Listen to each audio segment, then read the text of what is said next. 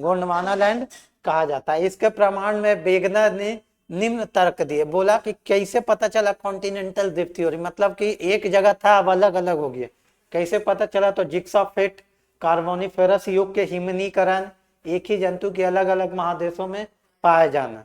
अब पंजिया के टूटने का कारण क्या बताया? तो गुरुत्व बल, प्लवनशीलता बल तथा ज्वारीय बल बताया। ठीक है, आपके इमेज से आप देख सकते हैं कि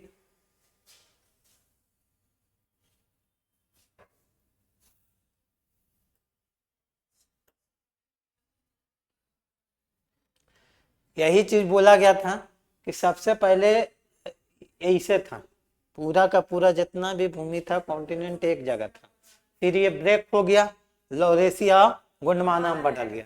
ये पैंजिया था और ये वाला सेक्शन क्या था? पैंथालासा था, पैंथालासा। ठीक है, अब ये पैंजिया दो भाग में बटी है, लॉरेशिया और गोंडवाना। लॉरेशिया को अंगारा लैंड भी कहा गया, और यही लॉरेशिया फिर किसमें बट गया? नॉर्थ अमेरिका में, यूरोप में और एशिया में बट गया। और ये जो गोंडवाना लैंड है ये south America, Africa, India, Antarctica, Australia में बनेंगे। ठीक है, अब इसको गौर से अगर देखा जाए, गौर से देखा जाए तो ये इंडिया फिर ऊपर चला था। ठीक है ना, तो अब ये चाह रहा है ना कि एक दे दिया कि ये जिक्सॉ फिट दे दिया वेगनर की, अगर आप मिला के देखिए तो लगेगा जैसे हम परसों कल क्लास में, परसों का क्लास में बताए थे कि इसको इसमें मिलाओ, उसको उसमें मिलाओ तो एक जगह मिल जाता है। बोला कि इतना से, वेगनर से पूछा गया कि इतना ही से काम चल जाएगा बाबू, एक आगो और दो तर्क। ठीक है ना, इतना से कैसे काम चलेगा कि इससे इसको मिला लो, इससे उसको, मतलब इसका पैर उसमें जोड़ दो, उसका पैर उसमें जोड़ दो, हाथ जोड़ दो तो देखो बन के तैयार हो गया है वो शरीर। ठीक है ना, इतना में काम नहीं चलेगा, कुछ और देना पड़ेगा। तो बोला कि कोई बात नहीं और देते हैं। ठीक है, बोला कोई बात नहीं और देते हैं। तो दूसरा चीज ये बताता है वेगनर कि दूसरा चीज fossil evidence of that Triassic land reptile रास्ट्रोसेरस। ये क्या है इसको समझते हैं। ये क्या दिया वेगनर? ये बोलता है ना, वेगनर ये बोलता है कि अब एक चीज जान लो, कि एक चीज समझ लो कि कोई ऐसा जानवर है, कोई ऐसा जानवर है जो कि यहां पर पाया जाता है, ये वाला एरिया में। ठीक है, साउथ अमेरिका वाला एरिया में। और अफ्रीका आज के डेट में तुम कहां देख रहे हो? अफ्रीका कहाँ? यहां पर है, इतना दूर है, इतना दूर है ना। अब ये जो है यहां पर जो जानवर पाया जा रहा है और अफ्रीका में जो यहां पर जानवर पाया जा रहा है, दोनों लगभग लगभग एक समान था। तो वेगनर बोला कि जो आप हमसे तर्क मान रहे थे, यही है तर्क दिखाता है कि मतलब कोई युग में ये पूरा जुड़ा हुआ होगा। नहीं तो आप ही बताइए कि जानवर सब तैर के जाएगा समुद्र से अफ्रीका? तैर के नहीं ना जाएगा। और ये नहीं भी तर्क दे सकते कि नाव से जाएगा, क्योंकि बहुत पहले का बात है। फॉजिल एविडेंस मतलब क्या? कि ये रेडियो एक्टिव से निकालता था कि इस साल ये जानवर, जैसे यहाँ पे डायनासोर पाया जा रहा है तो यहाँ पे भी पाया जाता है, मतलब इसका ईस्टर्न कोस्ट में और इसका वेस्टर्न कोस्ट में, तो मिलाइएगा तो मिल जाएगा कि नहीं मिल जाएगा? तो बोला इसका मतलब एक था पहले। यहाँ देखो, यहाँ जो जानवर पाया जा रहा है, यहाँ भी पाया जा रहा है, यहाँ भी पाया जा रहा है, यहाँ भी पाया जा रहा है, यहाँ भी पाया जा रहा है, यहाँ भी पाया जा रहा है। मतलब कि पूरा क्या हो जा रहा है? नहीं तो ये संभव है, साउथ अमेरिका से तैर के जाएगा अफ्रीका, अफ्रीका से तैर के जाएगा इंडिया, इंडिया से अंटार्कटिका, अंटार्कटिका से ऑस्ट्रेलिया, यही काम है उसका। समझ में आया? देखो ये देखो, एक एग्जाम्पल भी दे दिया है। Fossil remains of the fresh water reptile मेसोजेसस जेरस। ये मेसोजेरस एक तरह से समझो कि डायनासोर के तरह रेप्टाइल है, जो इधर भी मतलब साउथ अमेरिका के दक्षिण में भी पाया जा रहा है और ये अफ्रीका के दक्षिण में भी पाया जा रहा है। तो इसको मिलाएंगे तो ये वाला मिल जाएगा ना। तो ये बोला गया कि तैर के थोड़ू गया होगा वहां पे, ये भी एक रेप्टाइल है, इसके बारे में बताया कि जो इधर से इधर पाया जा रहा है।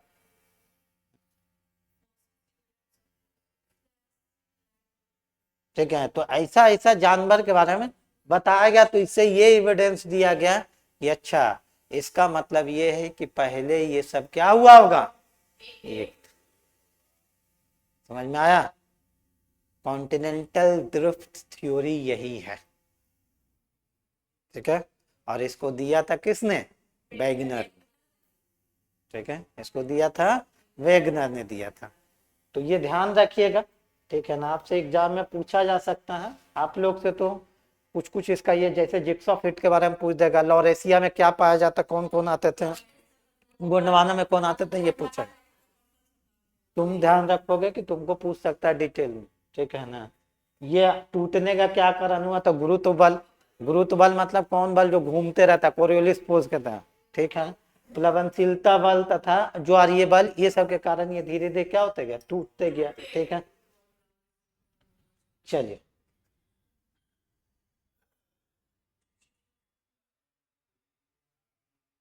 प्लेट विवर्तनिकी सिद्धांत, विल्सन ने 1965 ईस्वी में प्लेट टेक्टोनिक का भी, एक मिनट, टेक्टोनिक का अब हमको ये ध्यान में नहीं, लेकिन एक बार ये देखिएगा क्लास 6 के एनसीईआरटी में प्लेट टेक्टोनिक का मैप दिया हुआ है, वो बहुत अच्छा मैप दिया हुआ है।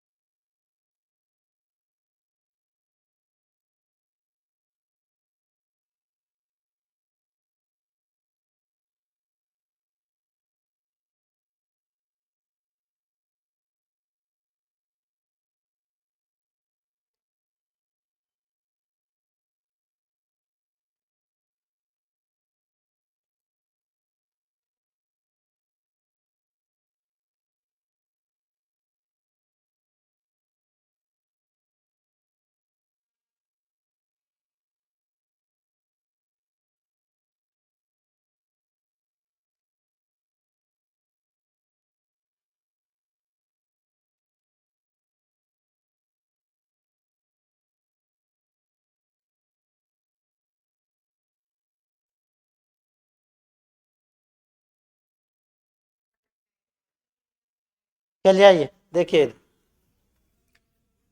विल्सन ने 1965 ईस्वी में प्लेट शब्द का प्रयोग किया था, सिद्धांत को मॉर्गन ने प्रस्तुत किया था, प्लस आइजैक ने, मॉर्गन और आइजैक ने। आधार पूरा चुंबकत्व एवं हैरी आयरस का सागर नीतर प्रसरण। आप लोग से ये पूछ चुका है जी, बीपीएससी टीचर वाला कौन बोल रहा है, आप लोग से ये पूछ चुका है कि सागर नीतल प्रसरण जो है ये सिद्धांत किसके दिया, अभी भी बताएंगे, सी फ्लोरा स्प्रेडिंग थ्योरी। सागर नीतल प्रसरण सिद्धांत हैरी एस ने दिया था, और यही सागर नीतल प्रसरण सिद्धांत के आधार पर यह प्लेट टेक्टोनिक थ्योरी दिया गया।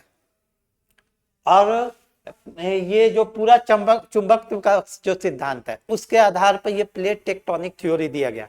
तो आपसे ये क्वेश्चन बहुत एग्जाम में पूछा है, तो पूछ सकता है कि प्लेट टेक्टोनिक थ्योरी का आधार क्या था, तो पूरा चुंबकत्व था, सागर नीतल प्रसरण था।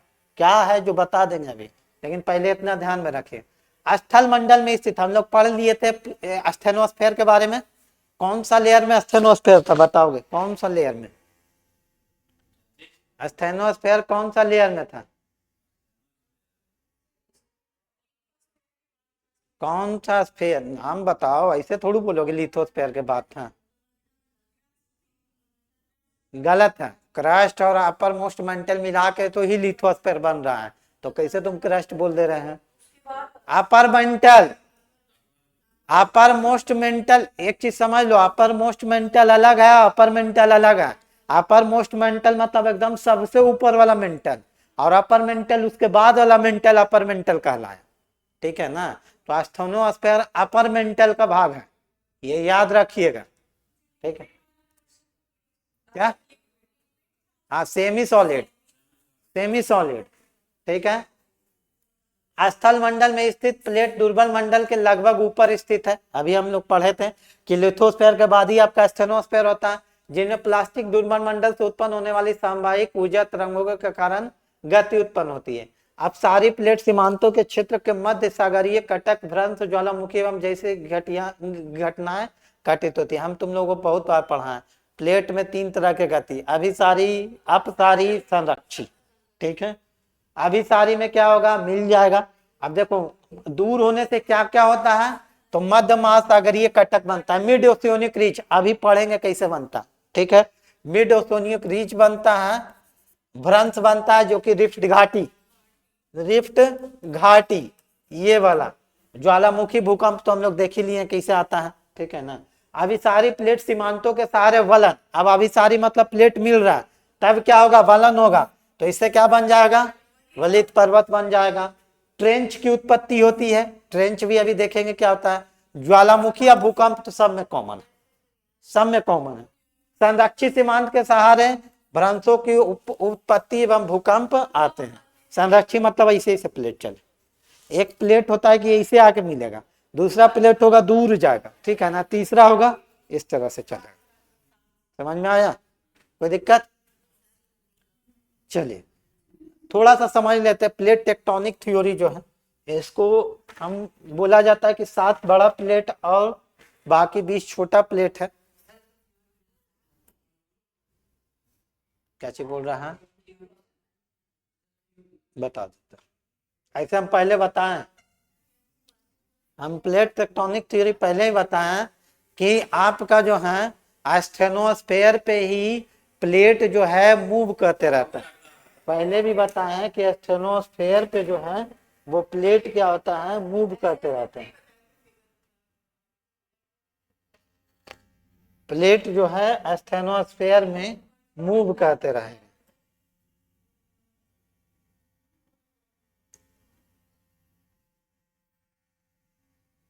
देखो ये एस्थेनोस्फेयर वाला बेल्ट है, ये एस्थेनोस्फेयर वाला बेल्ट है, और ये क्या है, मेरा प्लेट है।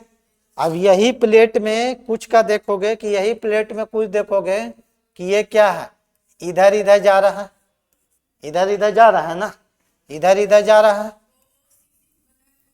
अब इधर देखोगे ये प्लेट इधर जा रहा है, अब इधर से भी कोई प्लेट आ रहा होगा, इधर से भी कोई प्लेट आ रहा होगा। अब ये क्या हो गया, दोनों यहाँ पर मर्ज कर जाएगा, ये तो कन्वर्जिंग होगा। अब ये ट्रेंच बनता कैसे हम बता देंगे, लेकिन अभी बस इतना समझिए कन्वर्जेंस वाला। इसका कहना है कि पूरा पृथ्वी जो है, आप जाइएगा तो पृथ्वी की इसके नीचे प्लेट है, और वो प्लेट है किस पे, तो एस्थेनोस्फेयर पे ही तैरते रहता, तैरते रहता मतलब मूव करते रहता है। अब वो प्लेट 3 तरह के, कन्वर्जिंग, डाइवर्जिंग, संरक्षित प्लेट होता है, ठीक है ना।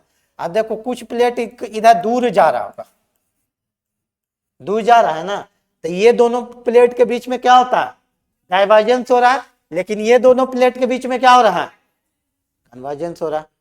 समझ में आ रहा है, ये एक प्लेट, ये एक प्लेट, ये एक अलग प्लेट, तो ये दोनों प्लेट आपस में मिल रहा है, तो ये प्लेट इससे तो दूर जा रहा है ये प्लेट से, तो ये डाइवर्जेंस हो रहा है, ठीक है। और ये सब हो किस पे रहा, एस्थेनोस्फेयर पे, एस्थेनोस्फेयर पे हो रहा है। अब जहां सबडक्ट करेगा, मतलब यहाँ पे सबडक्ट किया, इधर देखोगे यहाँ पे सबडक्ट किया, अब यहाँ पे जैसे ही क्यों ज्वालामुखी या भूकंप सब में हम बोल दिया कि सब में होता है, इसलिए होता है क्योंकि मान ली यहाँ पे टूट के ही गिरा ना, अब ये टूट के गिरा, तो मान लीजिए जब टूट के गिरा तो ये नीचे गया, तो जाहिर सी बात है यहाँ पे जगह बन जाएगा ज्वालामुखी निकलने का, निकल जा रहा है ज्वालामुखी। समझ में आया, और ये जैसे ही टूटता है तो हलचल होगा कि नहीं होगा, तो भूकंप आ गया। दूसरा ये कन्वर्जेंस में भी हो रहा है। डाइवर्जेंस में कैसे देखेंगे, तो डाइवर्जेंस में देखते हैं कि ये दोनों प्लेट अलग हो रहा है। अब ये जो जब दोनों प्लेट अलग होगा तो ये बीच वाला क्षेत्र फटेगा कि नहीं फटेगा, जब फटेगा तो यहाँ पर जो लावा है, जो मैग्मा है, वो बाहर निकलेगा कि नहीं निकलेगा, तो ये क्या हो गया, यहाँ पे भी ज्वालामुखी हो जाता है। अब फटेगा तो धरती हिलेगी कि नहीं हिलेगी, तो भूकंप वहां भी कॉमन हो जाता है। समझ में आया कोई दिक्कत? अब आते हैं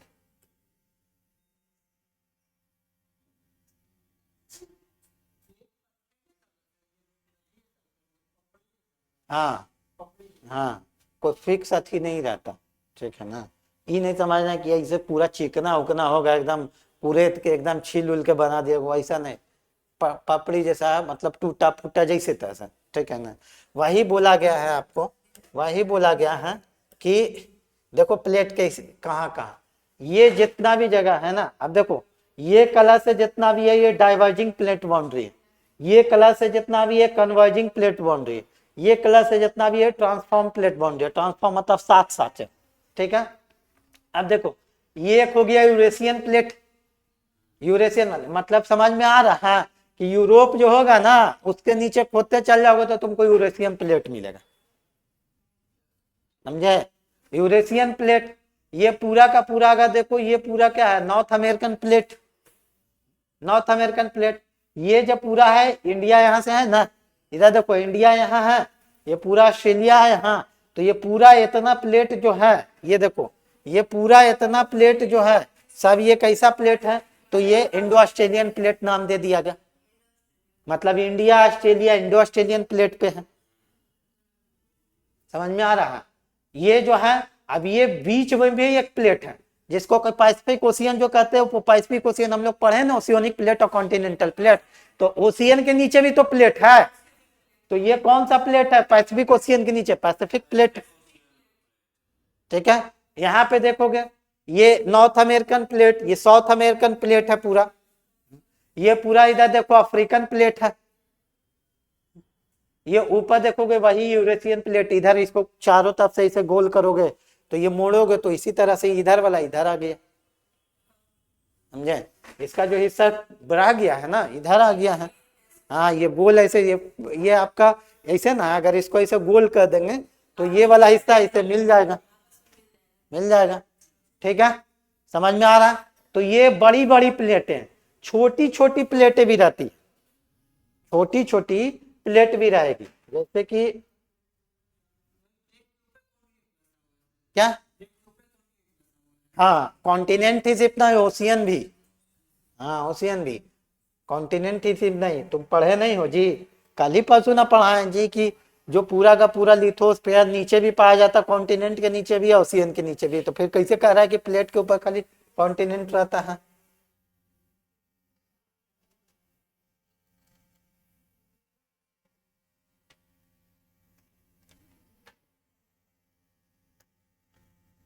चलिए देखे, ये जो प्लेट है ये बता रहा है, ये जो प्लेट बता रहा है जहां जहां अलग हो रहा है, मतलब कि ये प्लेट डाइवर्जिंग प्लेट है, अलग हो रहा है तो डाइवर्जिंग प्लेट है, ठीक है ना, अलग हो रहा है तो डाइवर्जिंग प्लेट है।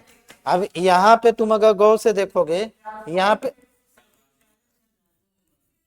हाँ यहाँ पे देखोगे कि ये दोनों प्लेट मिल रहा है, मतलब क्या मिल रहा है, इंडो ऑस्ट्रेलिया यूरेशियन प्लेट है, इंडो ऑस्ट्रेलियन प्लेट मिल रहा है, कन्वर्ज हो रहा है, इसी कारण से नहीं हिमालय बना।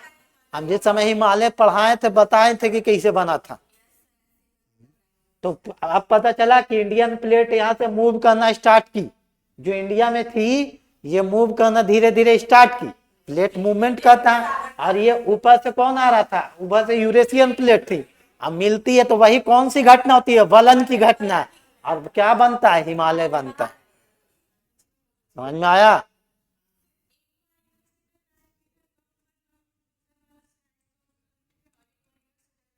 इधर से किधर से टकराई,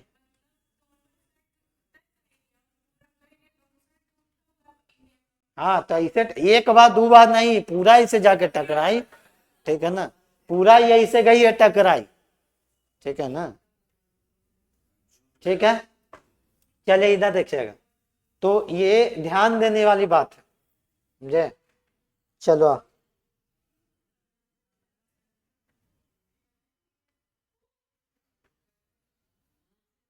तो ये जितना भी प्लेट दिया गया है जनरली सबका बता दिया गया, कौन कन्वर्जिंग है, कौन डाइवर्जिंग है, कौन कन्वर्जिंग है, कौन डाइवर्जिंग है, कोई दिक्कत?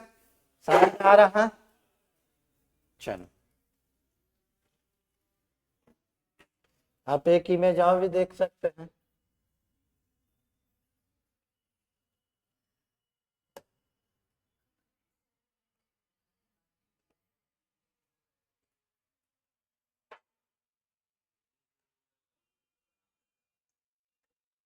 चलिए देखिए ये भी देख सकते हैं, इसमें क्या है, अर्थक्वेक एक्टिविटी, जहां जहां येलो ये है समझ, सब जगह समझिए अर्थक्वेक एक्टिविटी है।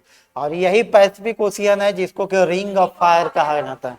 देख लो पूरा का पूरा ये पूरा एरिया एक रिंग की तरह बन जाता, समझ में आया?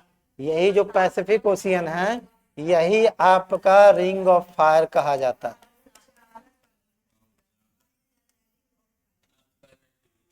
अर्थक्वेक एक्टिविटी और वोल्केनिक एक्टिविटी दोनों यहाँ सबसे ज्यादा रहता है, दोनों यहाँ सबसे ज्यादा रहता है। ठीक है, तो अब समझ में आया कि ये अब ये कन्वर्जेंट प्लेट इस तरह से जो है ये कन्वर्जेंट प्लेट है, जहां जहां उजला है वो डाइवर्जिंग प्लेट है। ठीक है, अब एक चीज जान लो, अब हम तुमको पढ़ाएं तो उसको ध्यान में रखो, ये कन्वर्जिंग प्लेट है। अब तुमको समझ में आ रहा है कि साउथ अमेरिका में एक पर्वत पाया जाता है एंडीज पर्वत, वो भी बलित पर्वत है। क्यों है? क्योंकि देख रहे हो कन्वर्जिंग प्लेट है, ऊपर रॉकी पर्वत है। क्यों है यहाँ पर ये रॉकी पर्वत जो पाया जाता है, क्यों है? क्योंकि यहाँ भी कन्वर्जिंग प्लेट है।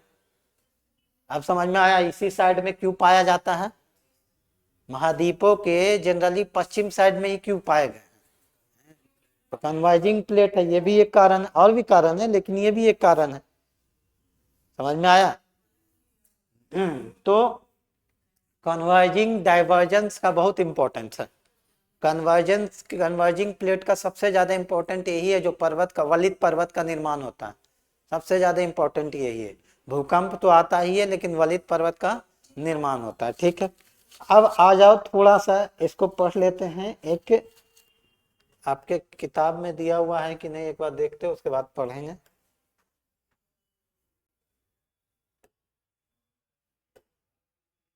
नहीं इसमें दिया हुआ है तब भी हम लोग पढ़ते उसको।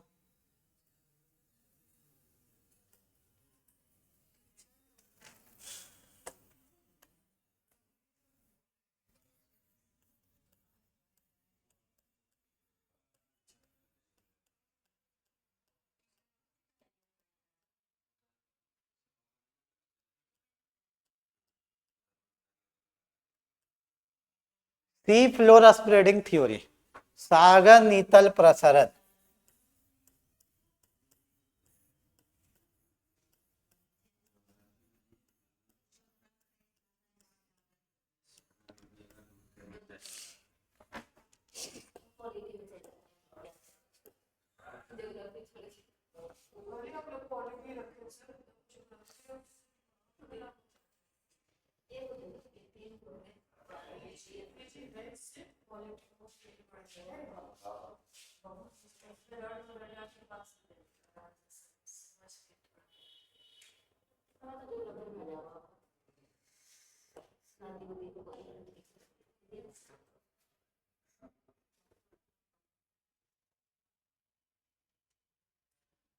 इसको समझिएगा, सी फ्लोर स्प्रेडिंग थ्योरी क्या?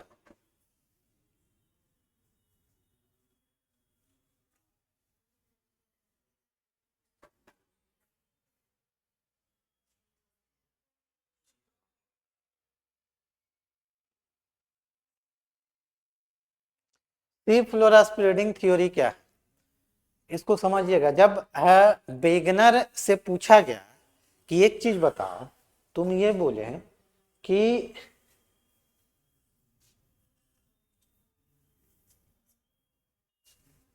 आ गया इमेज, बेगनर से ये पूछा गया, बेगनर से ये पूछा गया कि तू आप ये बताइए कि आप तो बोल दिए कि जैसे शुरू में एक था धीरे धीरे अलग हो गया, सब अलग हो गया, तो आप ये बताइए कि जब धीरे धीरे ये फैल रहा है, तो धीरे धीरे जब ये बढ़ रहा है तो ये समुंदर को भी तो बढ़ना चाहिए, समुंदर को भी तो बढ़ना चाहिए। जैसे ये पहले इतना था, फिर फैला, फिर इधर फैला, फिर इधर ही फैलते चल गया। तो फैल रहा है मतलब कि आपका ये कहना है कि प्लेट जो है बढ़ते जा रहा है। तो बढ़ते जा रहा है तो ये समुंदर भी तो बढ़ना चाहिए, बढ़ना चाहिए। तो ये सिद्धांत दिया गया हैरी हैस। हैरी हैस ने दिया सी फ्लोर स्प्रेडिंग थ्योरी। बोला है कि बाबू मेरे पास आओ, हम बताते हैं कैसे हुआ। हाँ, हैरी हैस बोला कि कैसे हुआ जो हम बताते, ठीक है। तो हैरी हैस इसको लेके आया यहां पर अटलांटिक महासागर। अटलांटिक महासागर में लेके आता है हैरी हैस, और ये कहता है कि सबसे पहला चीज तो ये समझो कि महासागर में भी ज्वालामुखी फटता, ठीक है ना।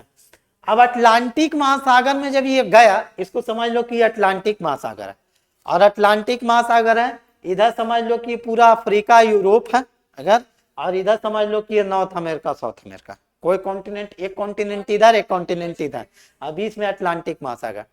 तो हैरी हैस ये बोलता है कि नियमता तो ये होना चाहिए, इसको बढ़िया से समझोगे, नियमता तो ये होना चाहिए कि अब यहां पर ये जो ये मैग्मा निकल रहा, और मैग्मा जैसे ही यहां पे निकलता है तो मैग्मा यहां पर निकल के यहां पर जमा होते जाएगा। जैसे ज्वालामुखी धरती पे फटता वैसे समुद्र में फटेगा, समुद्र में फटते फटते ये क्या होते जाएगा, जमा होते जाएगा, और जमा होते होते यहाँ पे ये क्या बनते जाएगा, एक ये भी चट्टान बनते चल जाएगा। अब ये चट्टान इधर बना, इधर भी तो फैलेगा, ये चट्टान इधर बना, इसको समझोगे थोड़ा सा, ये थोड़ा बहुत डेप्थ वाला चीज है लेकिन हम सोचे कि आसानी से समझा दें। अब ये जो ऊपर बढ़ के अब 5 साल 500 समझो 100 साल में ये ज्वालामुखी फट के इतना चट्टान बना दिया, इधर भी इधर भी। अब फिर ज्वालामुखी फटेगा, तो फिर ज्वालामुखी फटेगा तो फिर चट्टान बनेगा, तो फिर जो चट्टान बनेगा वो इसको इधर लेके चल जाएगा, ढकेल देगा, नया वाला जो चट्टान है इधर ढकेल देगा, और पुराना वाला ये नया वाला चट्टान इधर आ जाएगा, पुराना वाला को उधर ढकेल देगा। फिर इधर वाला में भी वही कहानी होगा, इधर वाला को भी वही कर सकता है, इधर ढकेल देगा, ऐसे ढकेलते चल जाएगा जितना भी चट्टान है। तो जब ये ढकेलते चल जाएगा और यहाँ पे फिर क्या बन जाएगा, नया बन जाएगा चट्टान। अब हैरी है जब देखा अटलांटिक महासागर में कि महासागर के जहां पर मतलब जहां पर सबडक्शन जोन है, सबडक्शन जोन मतलब क्या कि जहां पे मिल रहा है, जो प्लेट मिल रहा है तो सबडक्ट हो रहा है, तो वहां पर देखता क्या है ना कि वहां के आसपास का जो चट्टान है वो नया नवेला चट्टान है, और जबकि जैसे जैसे ये कॉन्टिनेंट के पास आते जाता है हैरी है उसको चट्टान मिलता है कि पुराना पुराना। तो इससे ये हैरी हैस बोला कि इसका मतलब सी जो है जैसे कॉन्टिनेंट फैलता है वैसे समुद्र भी फैलता है। समझ में आया, जैसे कॉन्टिनेंट फैलता है वैसे समुद्र भी फैलता है। ये एक प्रमाण दिया, और उसका में सबसे इंपॉर्टेंट प्रमाण यही था कि जो यहाँ पर जो है, यहाँ पर जहाँ पे सबडक्शन जोन जिसको कहते हैं, जहाँ पे ये प्लेट सबडक्ट करती है, सबडक्ट करने के बाद उसका कुछ हिस्सा नीचे गिरता है, तो ये वाला एरिया में कुछ गैप रहता है, यहाँ से ज्वालामुखी निकल जाता है। ये वाला एरिया में बोलता है हैरी हैस कि यहाँ से जो ज्वालामुखी निकलती है तो आसपास के चट्टानी तो नई नवेले हैं, लेकिन जैसे जैसे इससे दूर हम जाते जाते हैं ना, इधर या इधर कॉन्टिनेंट के पास, चट्टान का आयु में क्या होते जाता है, बढ़ोतरी, बड़ा पुराना रहता है चट्टान। तो इसका मतलब कि जैसे कॉन्टिनेंट फैल रहा था वैसे समुद्र भी फैल रहा था। यही है हैरी हैस का सी फ्लोर स्प्रेडिंग थ्योरी। सी स्प्रेडिंग थ्योरी नहीं, सी फ्लोर, समुद्र के नीचे का फ्लोर। हम लोग पढ़े हैं ना, पढ़े थे ना कि क्रस्ट जो होता है कॉन्टिनेंटल क्रस्ट, ओशियोनिक क्रस्ट भी होता है, तो ये ओशियोनिक वाला का बात कर रहा है। तब बोला क्या चीज, तब हैरी ऐसे पूछा गया कि बाबू जब तुम इतना बता ही दे रहे हो तो तुम्हारे अनुसार से तो ये फैलते जा रहा है, यहाँ पे ये जो ज्वालामुखी यहाँ पे फटा ना, इसी को कहा जाता है मिड ओशियोनिक रीच, जिसको कहा जाता है मध्य महाद्वीपीय कटक। कटक इसी को बोलता है। ये पूरा अगर एक ही में जाओ देखे तो वो इस तरह से रहेगा आपको।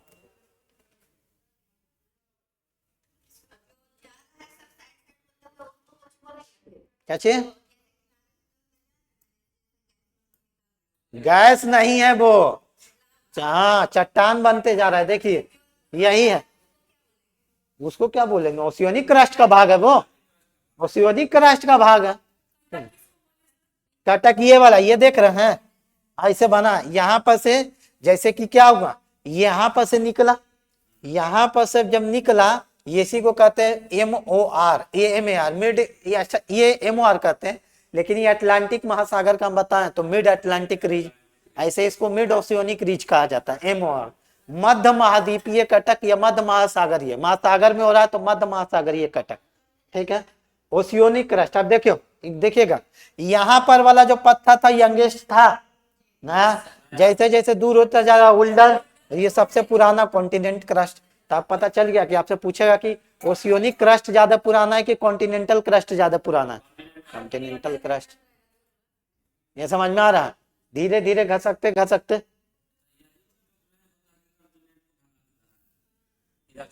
हाँ अभी बता रहे हैं एक चीज, और इसमें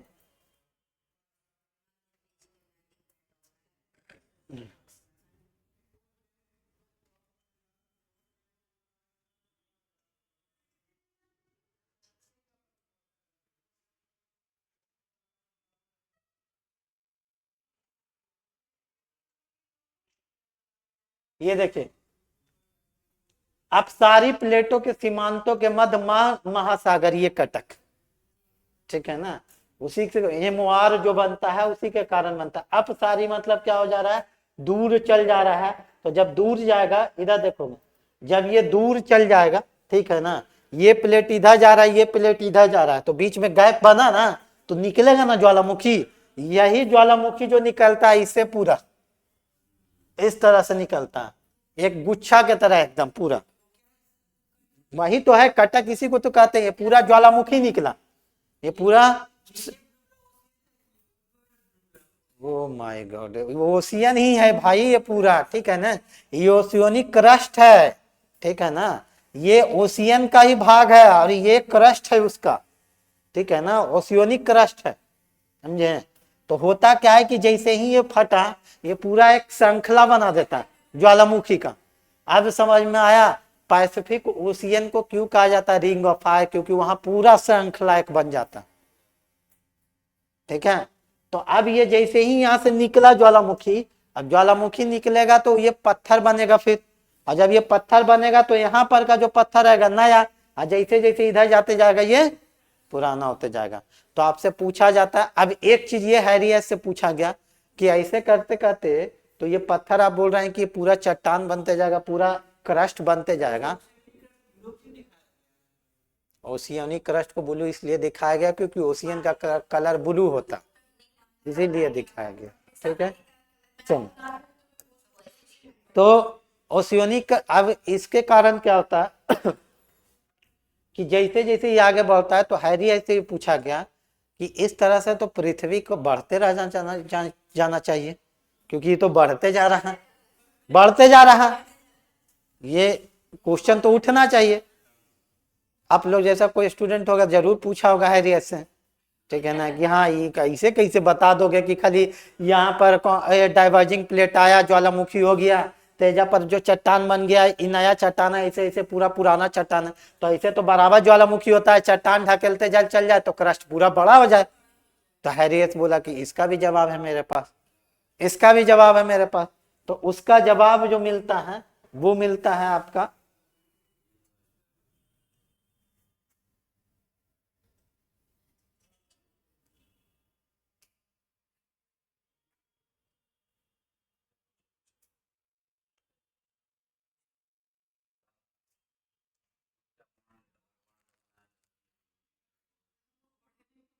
हाँ सही बोले, सही बोले, तुम चुपचाप मान लेता तो कोई दिक्कत था। फ्रेंच वाला कहाँ था, कहीं तो था, अभी हम देखे थे।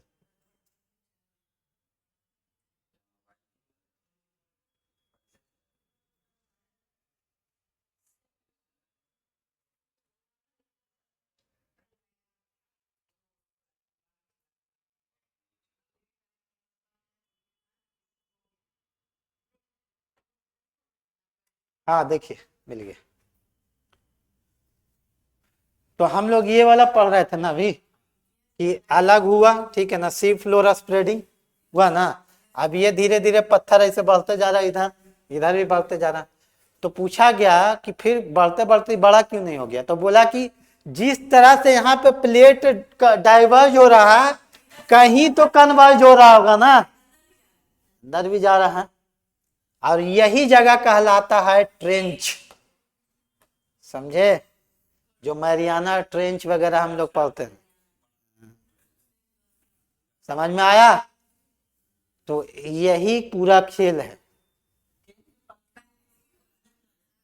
अंदर चला जाता है, सबडक्ट हो रहा है, सबडक्ट हो रहा है। जैसे ये ओशियोनिक क्रस्ट है, ये ओशियोनिक प्लेट है, ये कॉन्टिनेंटल प्लेट है। तो हम लोग कल पढ़े थे ओशियोनिक प्लेट हमेशा भारी रहता है, तो क्या होगा, दब जाएगा। तो ये दब गया, ये कॉन्टिनेंटल प्लेट है, यही यहाँ पर से फैला था, चट्टान बढ़ के आगे बढ़ा था, बढ़ते बढ़ते यहाँ पे वो स्क्वायर प्लेट मिल गया, ये तो डाइवर्ज हो रहा था, ये डाइवर्ज हो रहा है ना, लेकिन कहीं तो कोआ प्लेट से ये कन्वर्ज होगा, वहां पे क्या हो गया, सबडक्ट हो गया। अब फिर वही कहानी, ये फिर क्या होगा, सबडक्ट हुआ तो ज्वालामुखी बन के फिर निकलेगा कहीं पे, समझे।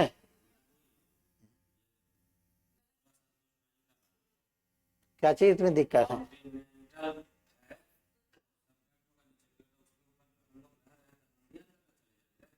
कैसे तुम अंदर जाओगे जी,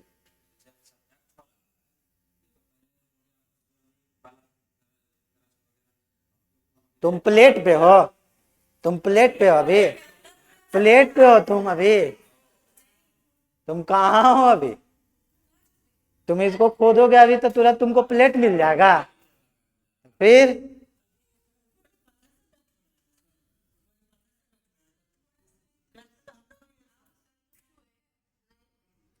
आप जो है ना, आपको क्या लग रहा है जो हम बता रहे हैं, आप कोई इधर समझोगे, इधर समझोगे, तुमको क्या लग रहा है ना, तुमको ये लग रहा है कि सर ये ऐसे है और यही प्लेट है, हम लोग इसी पे खड़ा है, जो कि गलत है। आप लोग प्लेट पे नहीं खड़ा है, ये क्रस्ट का ऊपरी हिस्सा उस पे खड़ा हुए हैं, ठीक है ना। क्रस्ट का थिकनेस हम लोग कितना पढ़े थे जी, पढ़े थे ना, 100 किलोमीटर तक जाता है, 70 किलोमीटर तक जाइए पाया है आदमी, और मैक्सिमम तुम कह रहे हो कि सर प्लेटे में डिस्टरबेंस होगा तो हमें डिस्टरबेंस पूरा हो जाए।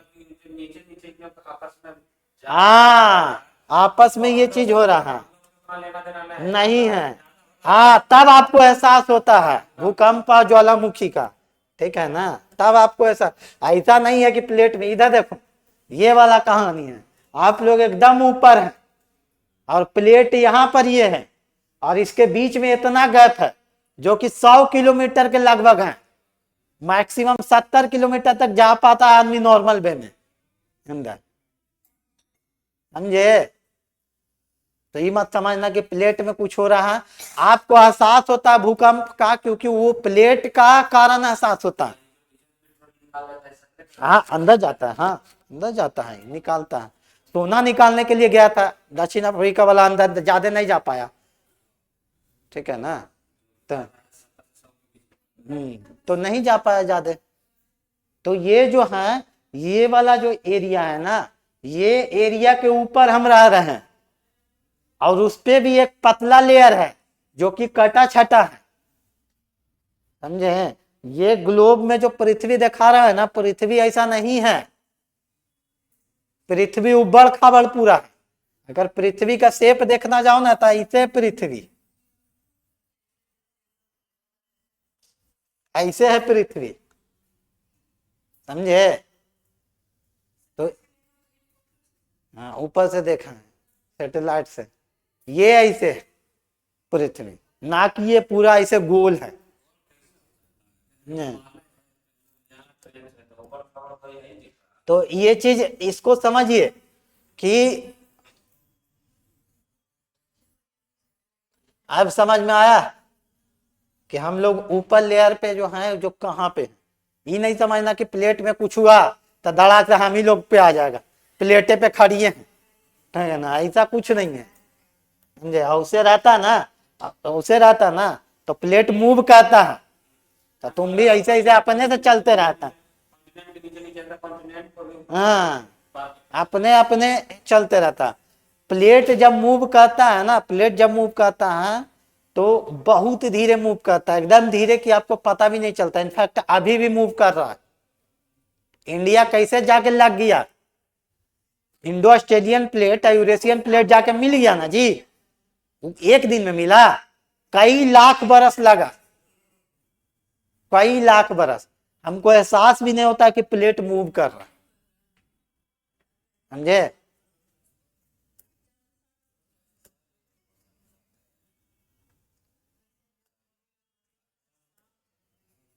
चलो देखो, तो ये ट्रेंच बनता है।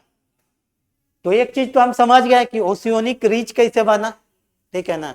मध्य महासागरीय कटक कैसे बनता है, ठीक है ना। और ये ट्रेंच कैसे बनता है, यही सी फ्लोर स्प्रेडिंग थ्योरी था।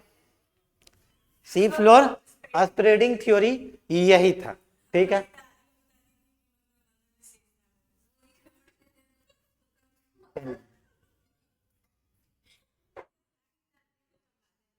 समझ में आया? चलिए देखिए, तो ये इसी कारण से आपका ज्वालामुखी आता है, भूकंप आता है, ठीक है ना। इसी कारण से ज्वालामुखी आता है, भूकंप आता है, आपको ये ध्यान देना है। अब समझ में आया कैसे क्या होता है?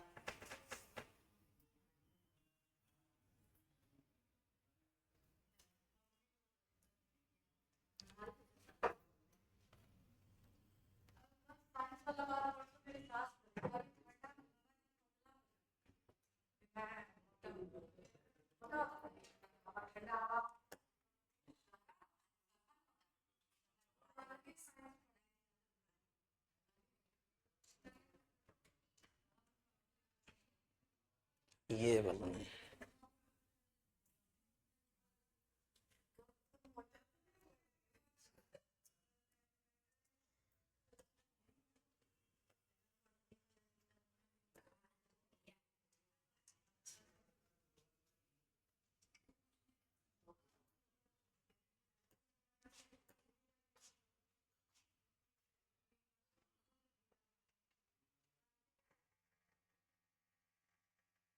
देखिए रिफ्ट वैली वगैरह ऐसे ही बनता है।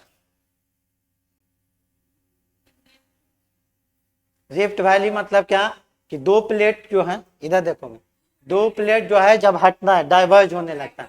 पहले ऐसे डाइवर्ज हुआ, ऐसे डाइवर्ज हुआ, जो अभी अफ्रीका वाला पढ़ रहे हैं कि अफ्रीका का इधर वाला हिस्सा अलग हो जाएगा, तो ये ऐसे हो जाएगा कॉन्टिनेंटल क्रस्ट। मान लिया कॉन्टिनेंटल क्रस्ट होता है, अब जैसे ही कॉन्टिनेंटल क्रस्ट ऐसे होगा ना, तो बीच से गड्ढा हो जाएगा, फटेगा तो बीच से गड्ढा होगा, तो बीच से गड्ढा होगा तो ये थोड़ा सा क्या हो जाएगा, वैली बना देंगे। और यही जब और ज्यादा गड्ढा हो जाएगा ना, जब और ज्यादा गड्ढा हो जाएगा तो ये क्या हो जाएगा, सी वाटर आ जाएगा इसमें, ठीक है ना। सी वाटर आ जाएगा, यही धीरे धीरे बनते बनते क्या बन जाता है, ओशियन बन जाता है, समझे? ऐसे बनता है, यही धीरे धीरे क्या बन जाएगा, ओशियन बन जाएगा। अब एक चीज देख लो, तुम गौर से देखो कि ये पहले कॉन्टिनेंट में डाइवर्ज हो रहा था, और अब धीरे धीरे ओशियन में डाइवर्ज होने लगेगा। अब ओशियन में डाइवर्ज होने लगेगा तो फिर ओशियन में डाइवर्ज होने लगेगा तो फिर वही कहानी एमओआर वाला, फिर यहाँ पे ज्वालामुखी फटेगा, फिर यहाँ पे चट्टान होते होते ऐसे बढ़ते जाएगा, ये क्रिया चलते जाए।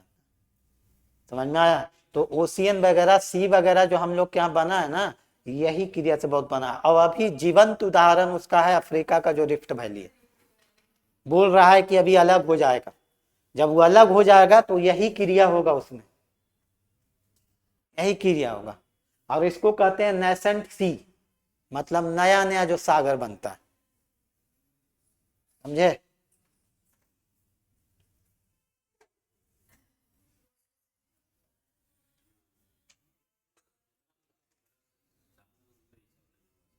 क्या? चांद? अच्छा, चांद के बारे में। चलिए अब ज्वालामुखी के बारे में आते हैं, क्या कह रहे हैं? सही बात है, जहाँ का काम नहीं उतना लोग इंटरेस्ट नहीं लेता है, लेकिन चांद के बारे में भी तब भी हम लोग पढ़े।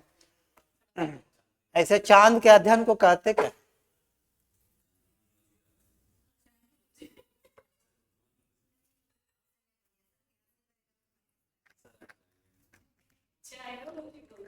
चंद्रमा के अध्ययन को क्या कहते हैं?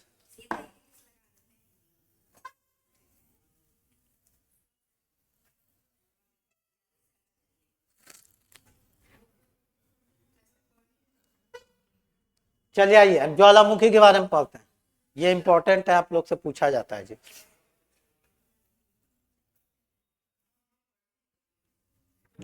वोल्केनो, ज्वालामुखी के बारे में बहुत चीज हम लोग पढ़ चुके हैं, लेकिन कुछ कुछ खासियत इसका पढ़े, ठीक है ना। विश्व के 80% से अधिक ज्वालामुखी क्षेत्र प्लेट के विनाशात्मक या अभिसारी प्लेट सीमांतों के सहारे ही, मतलब कि सबसे ज्यादा ज्वालामुखी कहाँ आता है? जब प्लेट कन्वर्ज होता है। अब आपसे देखो, तुमको अगर ये कॉन्सेप्ट याद रहेगा ना, तुम ऐसी बता दोगे कि अब ऐसे पूछेगा कि कटक जो बनता है वो कैसे बनता है?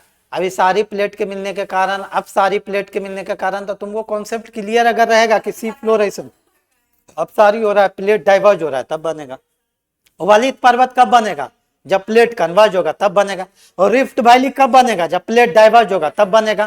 ट्रेंच कब बनेगा? जब प्लेट कन्वर्ज होगा तब बनेगा। ये याद नहीं करना होता है, बस आपको पता होना चाहिए, कॉन्सेप्ट क्लियर है, एकदम छुट्टी से माते निकल जाओगे कैसे बनेगा। समझ में आया? विश्व के 80% है, और आज जिसका भी छूटा है उसका राम कहानी है खत्म, ठीक है ना। मैं भी तुम लोग समझा देना, ठीक है ना। तो विश्व के 80% से ज्यादा जो प्लेट बनते हैं वो अभिसारी प्लेट के कारण बनते हैं, मतलब प्लेटों के कन्वर्जेंस के कारण ही बनते हैं। ज्वालामुखी विस्फोट से निकलने वाली गैसों में जलवाष्प की मात्रा सर्वाधिक होती है। जलवाष्प की मात्रा सर्वाधिक होती है। निकलने वाली गैस, अभी इधर देखोगे, ये एग्जाम में पूछा जाता है जी। Carbon dioxide, nitrogen, sulphur dioxide, HCl, hydrogen, carbon monoxide, helium. इसमें एक चीज नहीं दिया हुआ है जो कि आपसे पूछा जा सकता है, ठीक है ना, पूछा जा सकता है। आर्गन, आर्गन के, हाँ आर्गन के बारे में भी पूछा जा सकता है, तो याद रखिएगा ये पूछा जा सकता है। आपके एनसीईआरटी में ये मेंशन है, आपके एनसीईआरटी में ये दिया हुआ है, तो ये पूछा जा सकता है। एक क्लोरीन भी है, एक क्लोरीन भी है।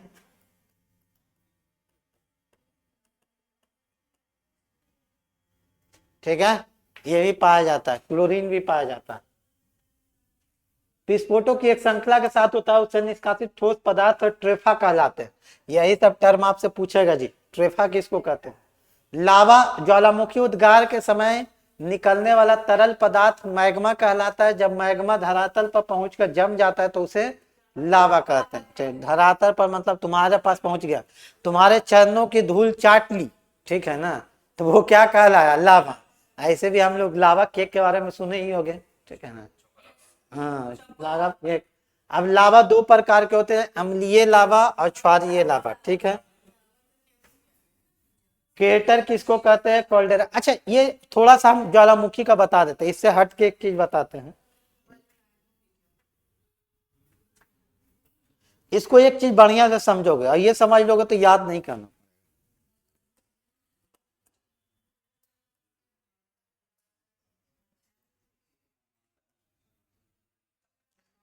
चलिए देखिए इधर, जनरली आपको एक सील्ड वोल्केनो मिलेगा और एक कंपोजिट वोल्केनो मिलेगा, ठीक है ना। सील्ड वोल्केनो, कंपोजिट वोल्केनो क्या होता है इसको याद नहीं करना है। वोल्केनो देख के तुम बता दोगे कि ये सील्ड है कि कंपोजिट है, ठीक है ना। कैसे? जो देखते हैं, जब भी जब लावा निकलता है ना, तो लावा में, अब तुम एक चीज बताओ हमको, ये तुम ही बताओ हमको, कि अगर लावा निकले और वो उसमें लिक्विडिटी ज्यादा रहे, मतलब विस्कोसिटी कम रहे, मतलब श्यानता कम रहे, तो श्यानता जब कम रहेगा तो वो फ्लो ज्यादा करेगा कि कम करेगा? बोलो, श्यानता मतलब क्या होता है? शाबाश। अब इसको सिटी मतलब श्यानता, श्यानता मतलब क्या होता है? साइंस में है ना जी पढ़ना। श्यानता मतलब क्या होता है? श्यानता मतलब सिंपल समझिए, गाढ़ापन, गाढ़ापन, विस्कोसिटी। श्यानता, अगर पानी और मध में श्यानता पूछे किसका ज्यादा है, मध का श्यानता ज्यादा, तो विस्कोसिटी कम रहेगा, ठीक है ना, तो वो ज्यादा फ्लो करेगा। अब एक चीज बताओ हमको, इधर समझोगे,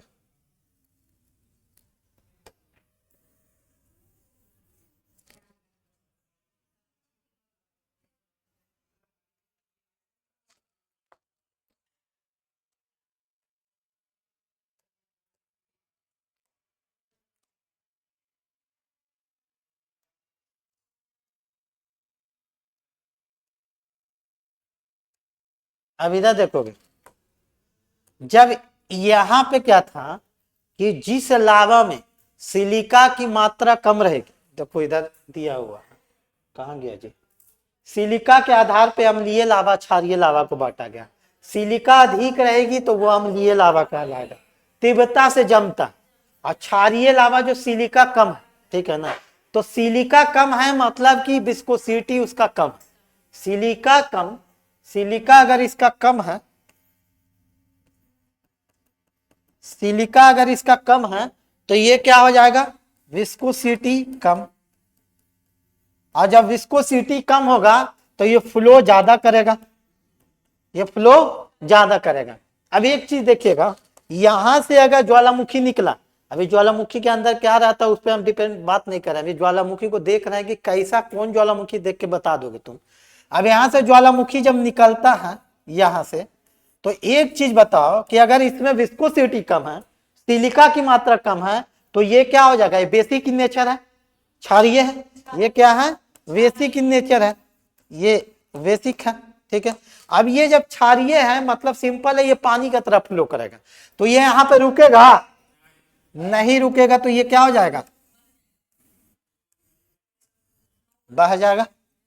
ये समझ में आया, तो ये ज्यादा ऊंचा हो पाएगा, नहीं हो पाएगा, तो जनरली इससे पत्थर उथर ये पठार उठार बन जाएगा, पठार उठार बन जाएगा, और ऐसे ज्वालामुखी को सील्ड ज्वालामुखी कहते हैं, ठीक है, ऐसे वोल्केनो को सील्ड वोल्केनो कहते हैं, आपके एनसीईआरटी बुक में दिया हुआ। सिर्फ यही कारण नहीं है, लेकिन ये भी एक कारण है, ठीक है। ज्योग्राफी में कोई एक चीज से एक घटना नहीं होती, उसके पीछे बहुत घटना रहता, कारण रहता है, लेकिन बहुत सा कारण जहां जो जरूरत पड़ता है उस अनुसार से पढ़ते। समझ में आया। अब यहाँ पर तुम ऑटोमेटिक गेस कर लेना, अब देखो एक चीज से तुम सब चीज गेस कर लोगे, अगर तुम खाली वोल्केनो का फिगर देख लिए ना, सील्ड वोल्केनो का फिगर देख लिए, तो तुम बता दोगे कि अगर ये ज्यादा ऊंचा नहीं होगा तो ये मतलब क्या होगा, सील्ड वोल्केनो। और सील्ड वोल्केनो है तो मतलब सिलिका की मात्रा कम, मतलब विस्कोसिटी की मात्रा कम, मतलब ये फ्लो ज्यादा कर रहा है, और ये कैसे नेचर में है, बेसिक। एक चीज से सब चीज पता चल गया, खाली तुम खाली ये देख लिए कि ज्यादा ऊंचा नहीं है, इससे तुम समझ लोगे ज्यादा ऊंचा नहीं है मतलब कि बह गया होगा पूरा। अब बह गया होगा मतलब कि फ्लो बहुत हुआ, मतलब इसका विस्कोसिटी कम होगा, श्यानता कम हो, गाढ़ापन कम होगा। गाढ़ापन कब कम रहता है, जब सिलिका कम रहता है, समझ में आया, जब लावा में सिलिका की मात्रा कम रहती है। ये समझ में आया, कोई दिक्कत।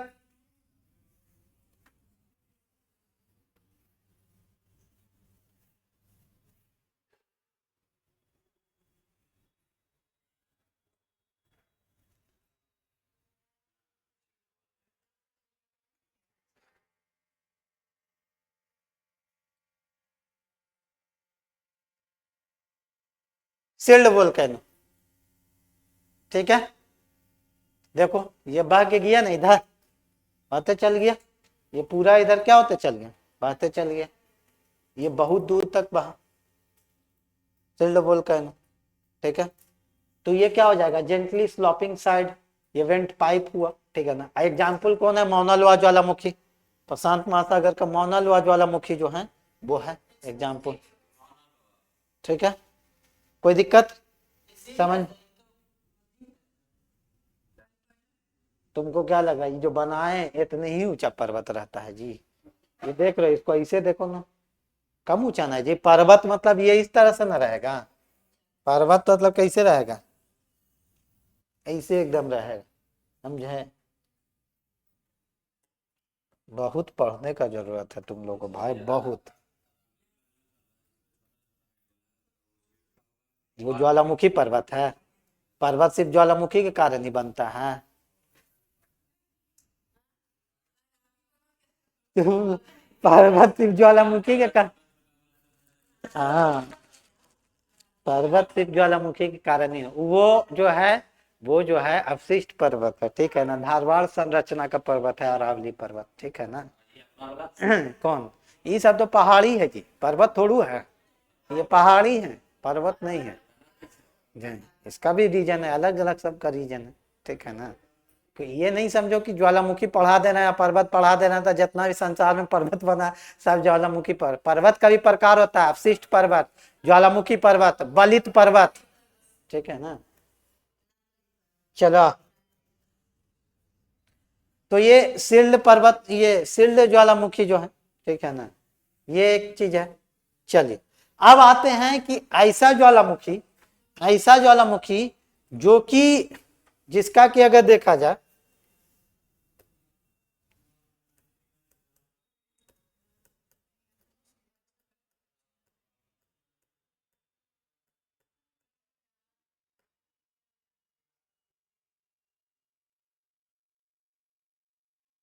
ये ज्वालामुखी का प्रकाश जो हम दिए ना आपको, ये जो प्रकाश दिए हैं, ये एनसीईआरटी से अलग है।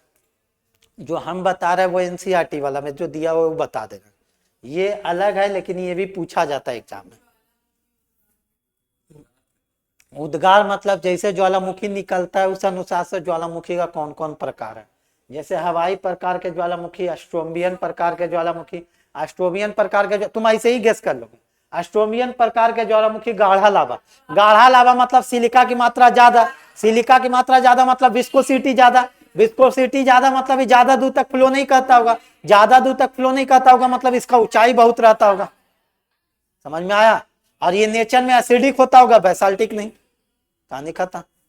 एक चीज से कितना चीज तुम समझ गए, ठीक है।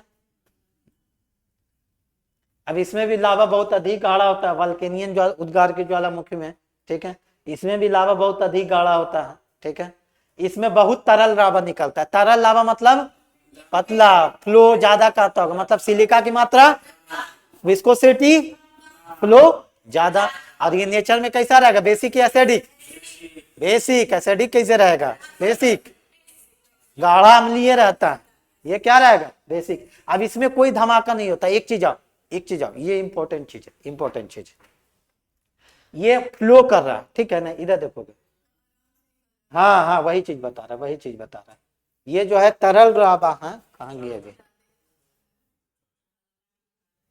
कहाँ, ये देखो, ये तरल लावा है मतलब बेसिक इन नेचर है, ये बेसिक इन नेचर है। अब यहाँ पे धमाका जो होता है कम होता है, धमाका कम होता है, क्यों कम होता है इसके बारे में हम लोग समझेंगे, समझेंगे क्यों कम होता है। इसमें जो सिल्ड ज्वालामुखी है इसमें धमाका क्यों कम होता है, तो धमाका इसलिए कम होता है ना, क्योंकि गाढ़ापन कम है। अब गाढ़ापन कम है तो ये कोई रोक पाएगा इसको। अब जैसे एक चीज बताते तुमको, इधर समझोगे कि ये एक क्षेत्र है, ब्लॉक है, अब इससे हमको पानी गुजारना तो बड़ी आराम से गुजार जाएगा एकदम, लेकिन इसी से हमको मध गुजारना रहेगा, धीरे धीरे जाएगा। अब धीरे धीरे जाएगा तो रुकावट भी आएगा, आएगा ना, रुकावट भी आएगा। अब धीरे धीरे बन जाने के कारण यहां पर बहुत सा जलवाष्प गैस बना लेगा, और गैस उसको ऊपर जाने नहीं देगा, और जाने नहीं देगा तो जबरदस्ती जाएगा, और जबरदस्ती जाएगा तो क्या होगा, तो नीचे से जब निकलेगा तो पूरा फाड़ते हुए निकलेगा। उसी में तुम्हारा धूल कण, जलवाष्प, डस्ट, धूल कण, ये सब बहुत रहता है। तो ये कब मिलेगा, वैसी ज्वालामुखी में मिलेगी जिसका लावा गाढ़ा होगा। गाढ़ा लावा मतलब उसको कोई ब्लॉक करेगा। अब यहाँ पानी के जैसा लावा है, इसको कोई ब्लॉक नहीं, आराम से फ्लो हो रहा है, आराम से फ्लो हो रहा है, आराम से फ्लो हो रहा है, तो धमाका होगा ही नहीं, धमाका होगा ही नहीं। समझ में आया, आराम से फ्लो कर रहा है, कोई धमाका नहीं हो रहा, समझे इस चीज को।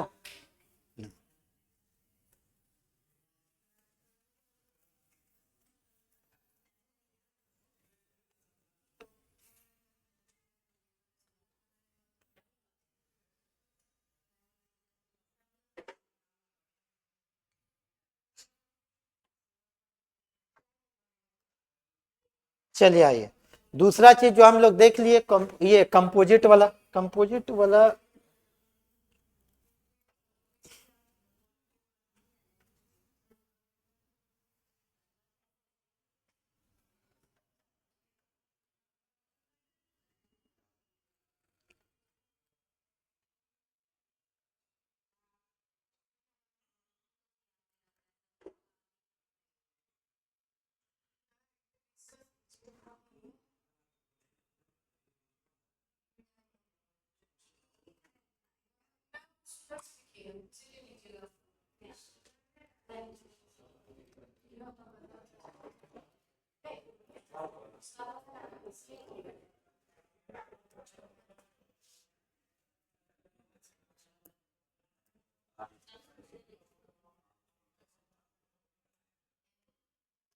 इधर देखिए कंपोजिट वोल्केनो, कंपोजिट वोल्केनो में क्या है, देखो धमाका बहुत हो रहा है।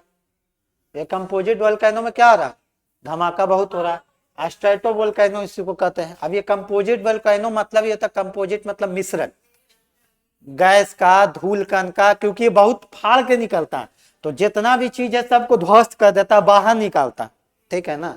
तो जाहिर सी बात है, ये जो है आपका अगर देखा जाए तो इसमें क्या होगा, इसमें सिलिका की मात्रा क्या होती है, ज्यादा होती है, और ये जो है तुम्हारा क्या उसको बोलता है, विस्कोसिटी भी ज्यादा।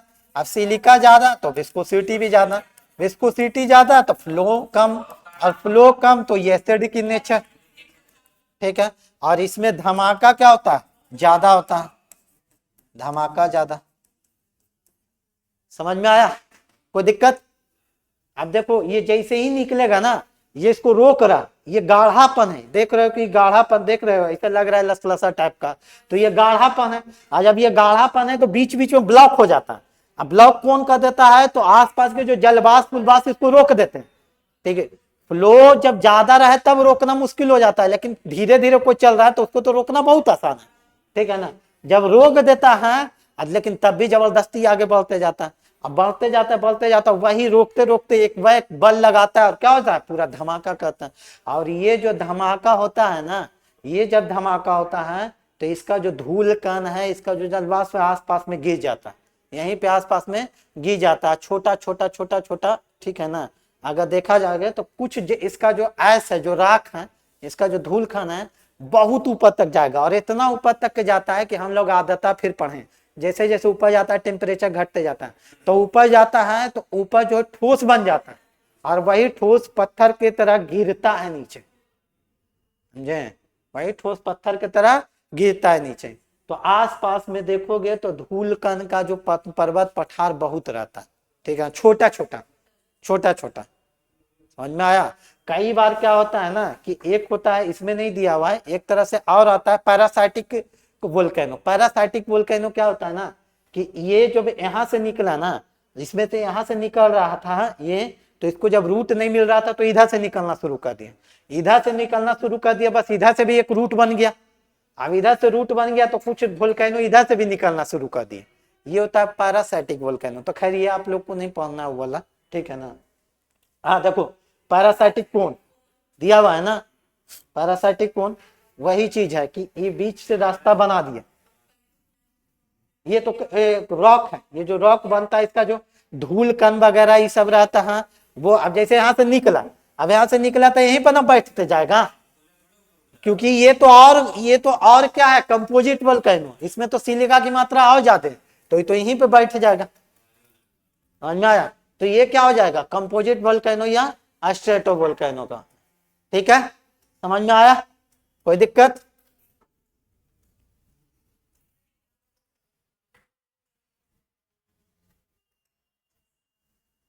अब ये सब पढ़ोगे तो समझ में आने लगेगा, ठीक है। ये जो है अलग से हम दिए हैं, आपके बुक में वो उस तरह से नहीं दिया हुआ है, एनसीईआरटी में जो हम बताएं वो दिया हुआ, बाकी जो मेरा नोट्स है वो हम अपने से दिए, ठीक है, अलग से दिए।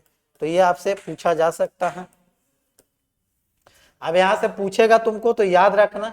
अच्छा, अवधि के आधार पर, काल के आधार पर भी ज्वालामुखी को बांटा गया, सक्रिय ज्वालामुखी, निष्क्रिय ज्वालामुखी। तो सक्रिय ज्वालामुखी में हमेशा विस्फोट होते रहता। अब देखो ये सब नाम उम दे दिए, फैक्ट है, आपको याद करना पड़ेगा, इसका कोई अथी नहीं, सर्वाधिक सक्रिय किलाऊ ज्वालामुखी हवाई द्वीप कहाँ है? आकार की दृष्टि से सर्वाधिक सक्रिय मौना लोआ है। यूरोप का सर्वाधिक सक्रिय ज्वालामुखी माउंट एटना है। अस्ट्रोम्बोली ज्वालामुखी भूमध्य सागर में सिसिली के उत्तर में लिपारी द्वीप पर स्थित जागृत ज्वालामुखी है। ये सब बहुत बहुत बहुत इंपॉर्टेंट है, बहुत इंपॉर्टेंट है।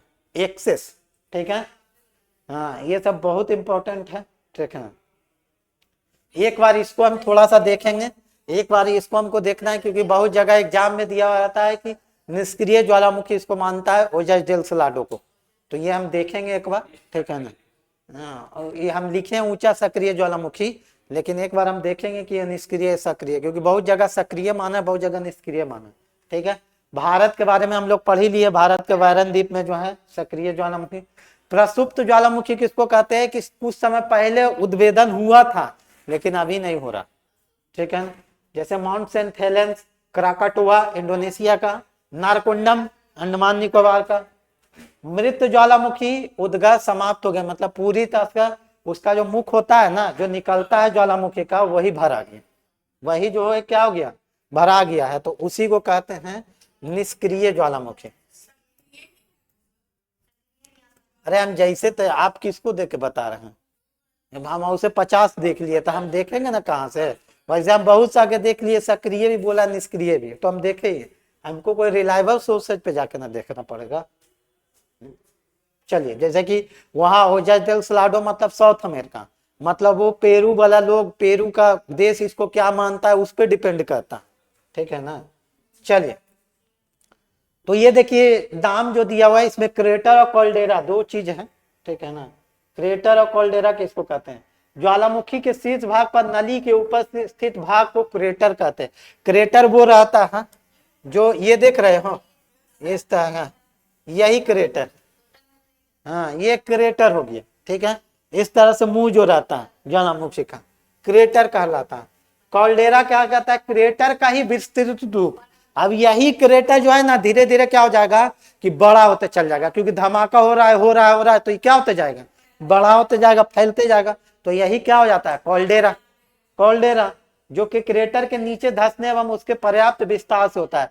क्या होता है ना कि कभी कभी मान लीजिए ये इसको फाड़ दिया, अब ये फाड़ के ज्वालामुखी निकला है, तो ज्वालामुखी निकल के कभी कभी फाड़ने में ये वाला हिस्सा भी धंसा देता है, यही वाला हिस्सा तुमको जो है ये धस जाएगा, तो ये धस के इतना बन जाएगा कि नहीं बन जाएगा, तो यही कॉल्डेरा कहला जाता है। यही क्या कहा जाता है, कॉल्डेरा कहलाएगा।